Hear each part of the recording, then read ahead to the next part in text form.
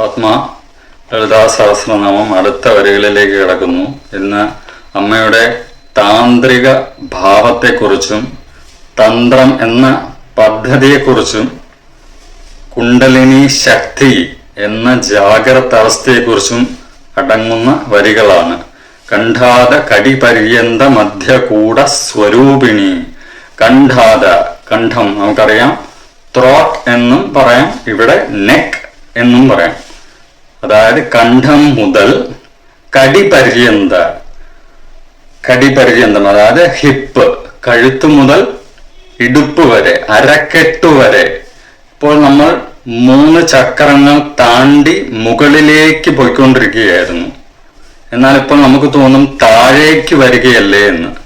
താഴേക്കല്ല, ആഴത്തിലേക്കാണ് ഇപ്പോൾ അമ്മയെ നമ്മൾ കൊണ്ടുവരുന്നത്. അല്ല, അമ്മയെ നമ്മൾ മനസ്സിലാക്കേണ്ടത് അമ്മ തന്നെ കൂട്ടിക്കൊണ്ടുവരുന്നത്. കാരണം തന്ത്രം ഇവിടെ 3 ചക്രങ്ങൾ താണ്ടി കഴിഞ്ഞു. വീണ്ടും ആഴത്തിലേക്ക് അത് നമുക്ക് ദഹിക്കണം എന്നുള്ളത് കൊണ്ട് അഗ്നി തത്വത്തിലേക്ക് ഒഴുകുന്നതിനാൽ ജലതത്വവും അടങ്ങുന്നു. അപ്പോൾ 2 തത്വങ്ങളും ഒരുമിച്ച് കുണ്ടലിനിയായി അമ്മ നമ്മളുടെ ഉള്ളിലേക്ക് ദഹിക്കാനായി ഒഴുക്കി വിടുന്നതാണ് കണ്ഠം മുതൽ കടിപര്യന്തം വരെ. സീറ്റ് ഓഫ് ഇമോഷൻസ് എന്നാണ് മൂലാധാര ചക്രത്തെ പറയുന്നത്. അവിടേക്ക് നമ്മളുടെ ശ്രദ്ധയെ തിരിച്ചു കൊണ്ടുവരികയാണ്. അതുകൊണ്ടാണ് മധ്യകൂട ചക്രത്തിന് കാമരാജകൂടം എന്നും പേര്. കാമങ്ങളുടെ എല്ലാം രാജത്വം അടങ്ങിയ ചക്രമാണ് ഈ മധ്യകൂടം, കഴുത്ത് മുതൽ കടിപര്യന്തം വരെ. അപ്പോൾ അമ്മ ഇവിടെ ഇച്ഛാശക്തി ഉണർത്തുന്നു. Power of will, power of desire, ഇത് രണ്ടും പറയാം. കൂടം എന്നാൽ നമുക്ക് മറ്റൊരു അർത്ഥമുണ്ട്, നമുക്കറിയാം, അഗസ്ത്യാർ കൂടം. കൂടം എന്നാൽ പീക്ക് എന്നും കൂടിയാണ്. അപ്പോൾ നമ്മളുടെ ഇമോഷൻസിന്റെയും ഡിസയറിന്റെയും വില്ലിന്റെയും എല്ലാം പീക്ക് ആണ് ഇവിടെ.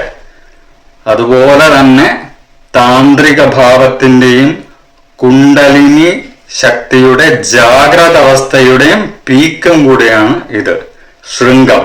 ശക്തി കൂടെ ഏകതാപന്ന കഡ്യഥോ ഭാഗധാരിണി എന്നാണ്. ശക്തി കൂടെ ഏകത ആവന്ന, പവർ ഓഫ് എനർജി, അമ്മയുടെ എനർജി, അല്ലെങ്കിൽ പീക്ക് ഓഫ് ദേവി എന്നും പറയാം. ദേവി തത്വമായി ഇവിടെ നമ്മളുടെ ഉള്ളിൽ ശക്തികൂടത്തിൽ എത്തിച്ചേരുന്നു. എങ്ങനെയാണത്? ഏകത, യൂണിയൻ, അതായത് യോഗഭാവമായി മാറുന്നു. സകല ശക്തികളും മൂലാധാരത്തിൽ ഏകീകരിക്കപ്പെടുന്നു. വണ്ണസ്, ഒന്നിച്ച് എത്തിച്ചേരുന്നു.